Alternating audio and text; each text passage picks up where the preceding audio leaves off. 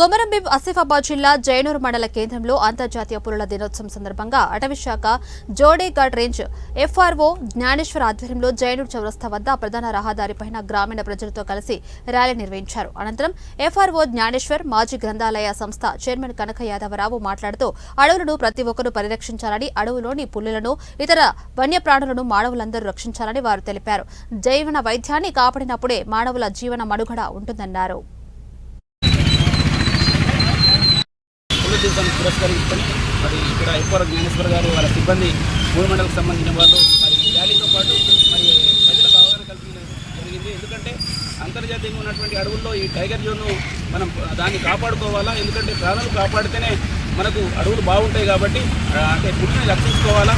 ఇప్పుడు పర్యావరణం బాగుండాలంటే చెట్లను బాగా పెంచుకోవాలా. ఈరోజు అనేక దేశాల్లో కూడా కాలుష్యం చాలా ఉన్నది, చాలా పరిస్థితులు ఉన్నాయి కాబట్టి ప్రతి ఒక్కరు కూడా మొక్కలు నాటాలి.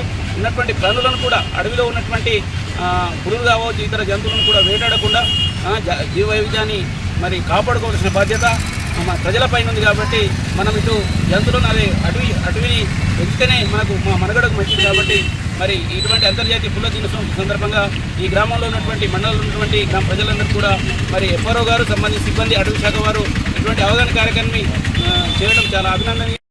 ఈరోజు ప్రపంచ పుల్ల దినోత్సవం జరుపుకుంటున్నాము. ఈరోజు అంతా మొత్తము ప్రపంచవ్యాప్తంగా ఈరోజు పుల్ల దినోత్సవం జరుపుకుంటాము. జైనూర్ మండలంలో మనం జరుపుకుంటున్నాము.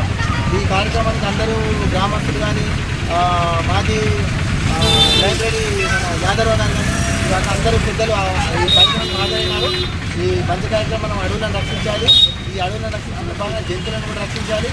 ఈ పులి ఉంటేనే మనకు వర్షాలు పడతాయి, వర్షాలు పడితేనే పంటలు పడతాయి. ప్రతి ఒక్క జీవం అనేది అడవులలోనే ఈరోజు మనకు అన్ని కలుగుతున్నాయి. ఎందుకంటే వర్షం లేనిది